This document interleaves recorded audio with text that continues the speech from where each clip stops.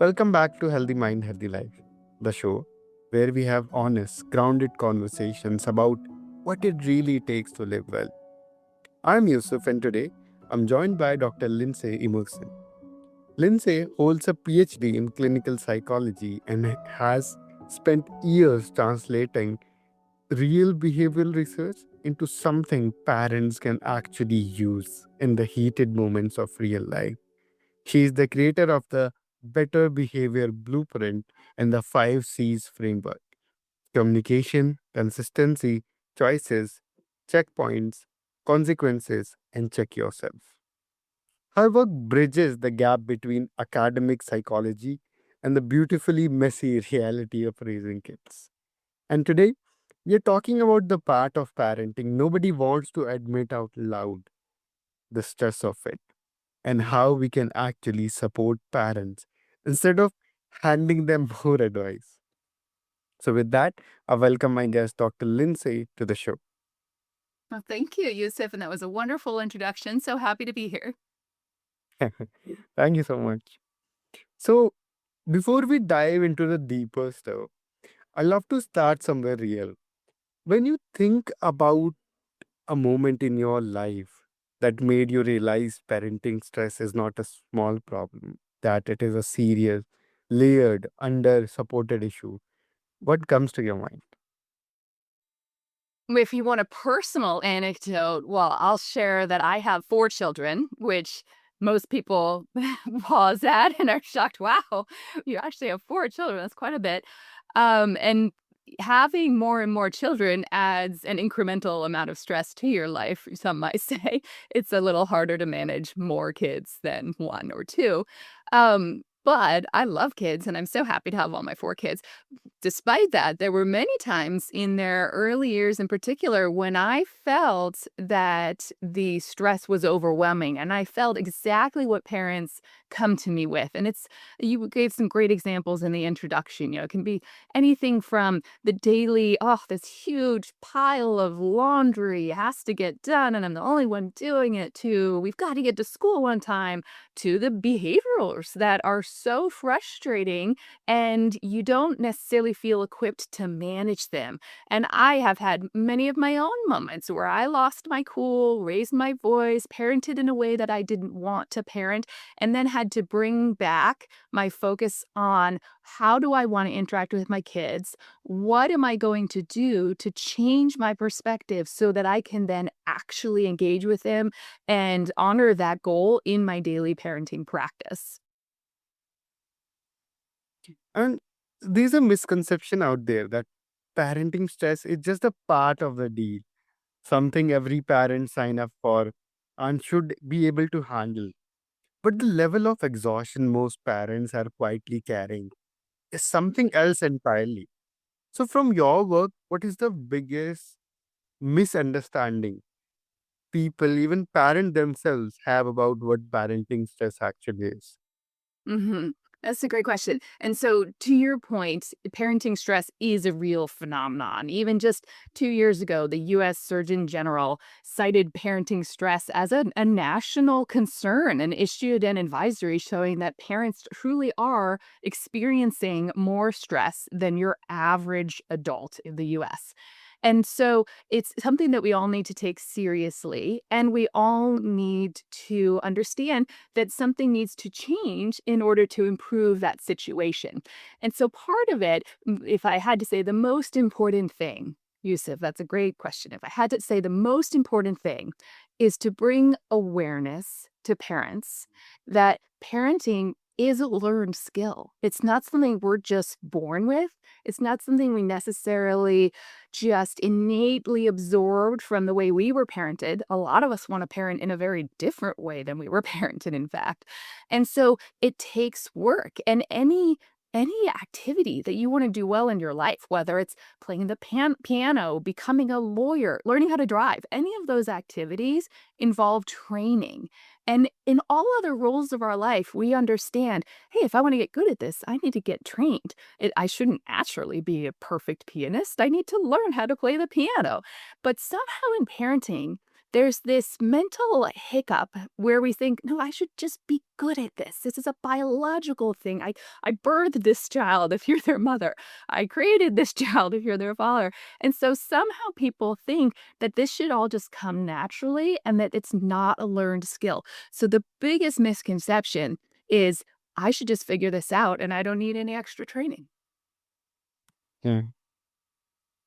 You know, that reframes matter so much. We have been treating parenting stress like a personal weakness instead of what it actually is.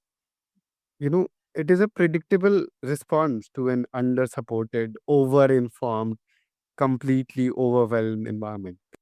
Mhm. Very true. Yes, and then that added sense of guilt that I should know how to do this. That's partly responsible for that level of stress. Yes, parenting is stressful. You're literally responsible for somebody else's life. But Yeah. there are so many joys that we get out of parenting that can help to offset that sort of negative stress. When you think of stress, there's kind of negative stress and there's positive stress or eustress.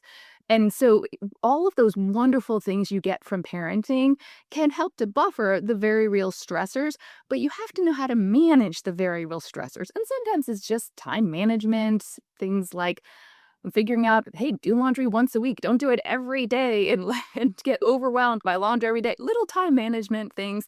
But the bigger thing is just how do I deal with the daily routines? I've got to get my kid ready in the morning. I've got to get them to bed in the evening. We've got to get food served. And those daily routines, if you can make them run more smoothly, if you can get your kids to cooperate more, if you can get your kids to listen the first time you ask them to do something, those are the things that make very substantial change in your daily enjoyment of your parenting practice.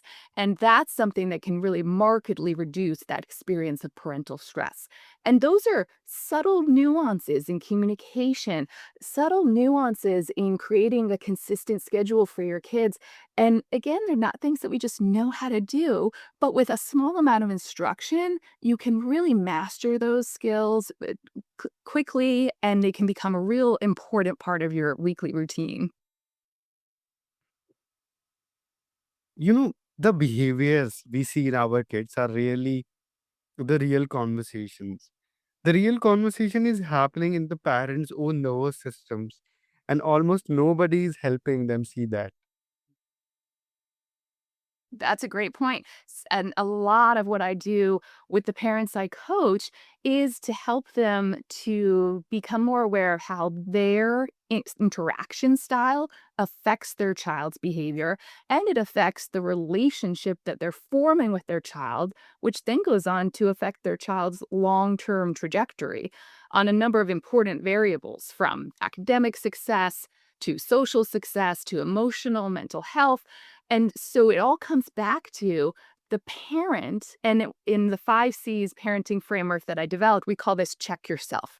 So it's taking a moment to check how is what I'm doing, what I'm saying, the body language I'm using, the timing I'm using, the choices I'm making about what strategy to use here. How is what I'm doing affecting this interaction with my child? And how does that in turn affect their behavior and our long term relationship together? And so that's a really important thing that one of the 5 C's, really the five core areas of your parenting where you can make small changes that end up making meaningful, lasting change for your child and your relationship with them. So it's one of the 5 C's, and a lot of it comes down to problem solving. Doing some coping skills training, working on anger management if you find that you're triggered and yelling, which is very common, nothing to be ashamed of. And so if you can take that moment to really internalize and say, okay, what do I want my parenting practice to look like? How is that not meshing up with what I'm doing right now? And what skills do I need to learn to get to that point? That's what check yourself is all about. Yeah. You briefly mentioned your 5 C's. I want to ask you, can you please explain that to us in detail? Sure. So when I became a parent, I had all this background in psychology. And so I knew a lot of fundamental strategies that I wanted to integrate into my parenting. And so I started doing that.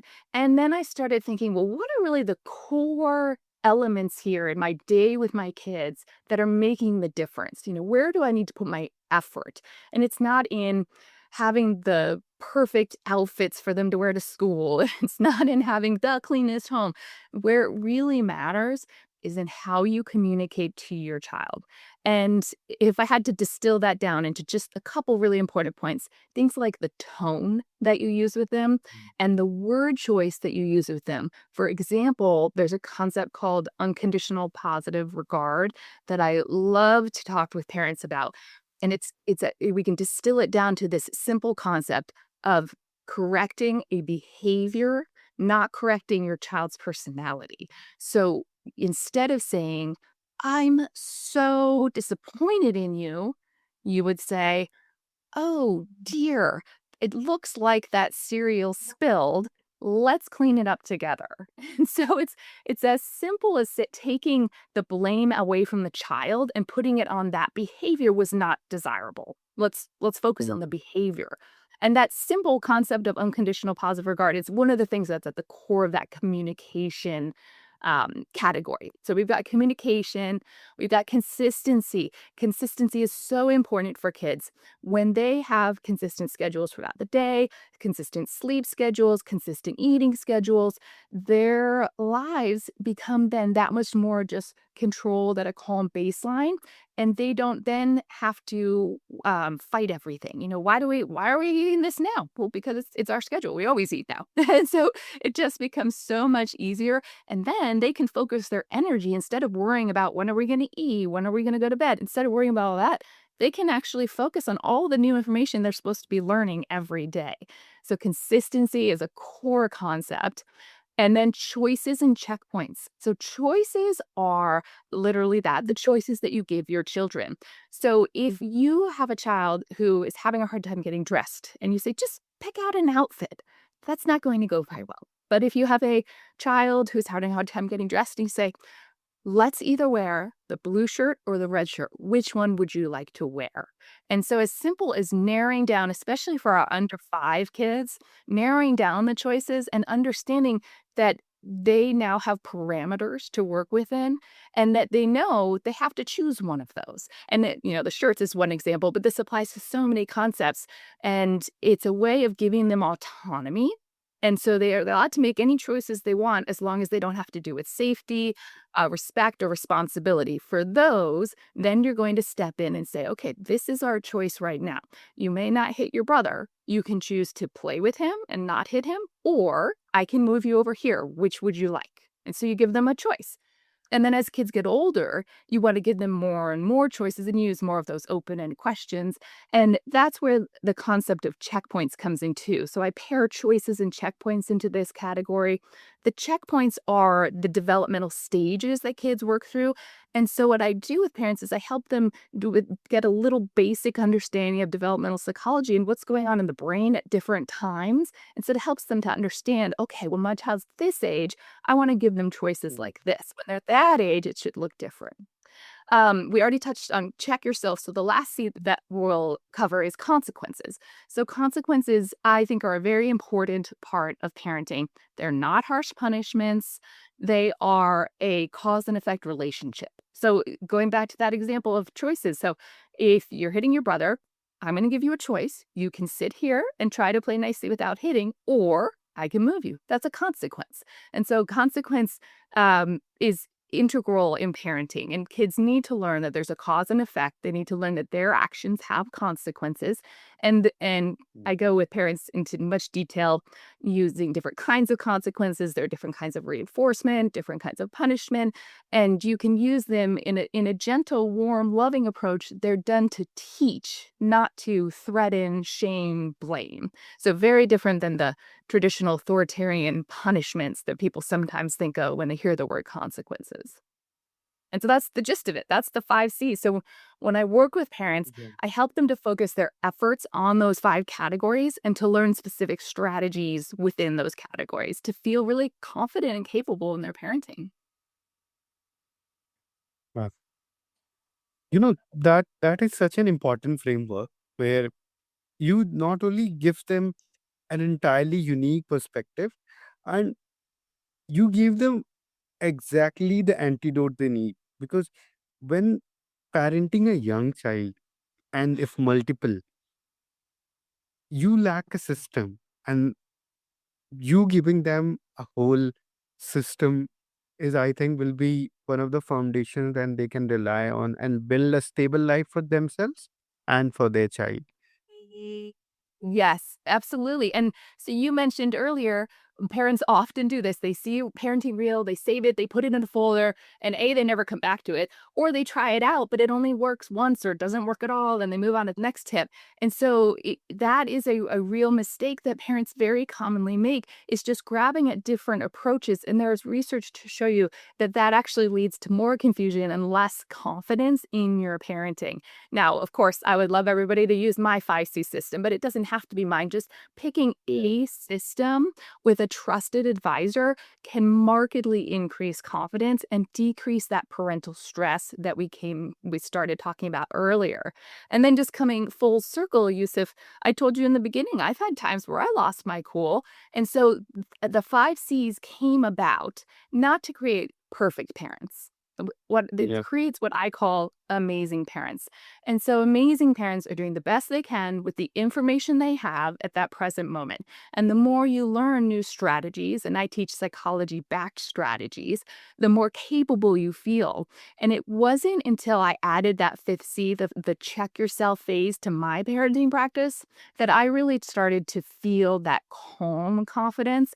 I had all the behavioral strategies down that I'd learned in graduate school, but it wasn't until I paired the check yourself strategies with that 5C system that it really became this overarching framework that I use in my own family and now I teach to parents. And it truly creates that calm confidence that parents really enjoy. And it's so beneficial for the kids.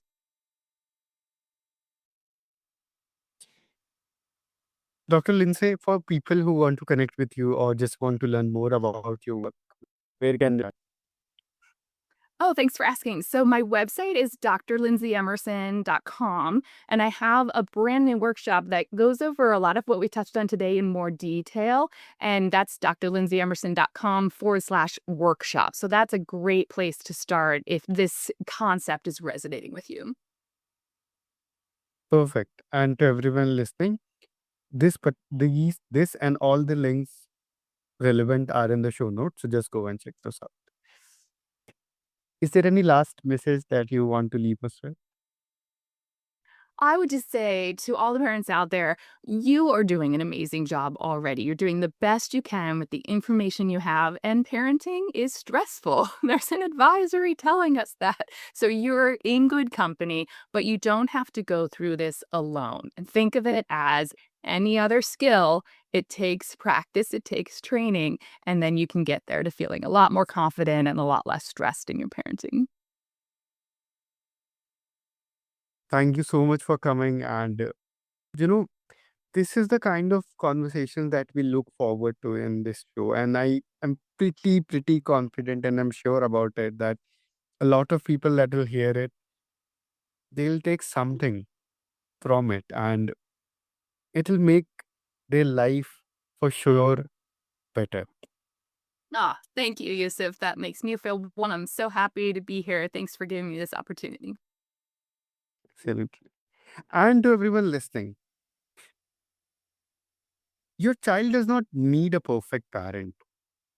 They need a regulated one, a grounded one, a real one. And the kindest thing you can do for the family you are raising is to stop trying to outwork the exhaustion and start letting yourself be supported too. Thank you all for being here. I'll see you in the next conversation.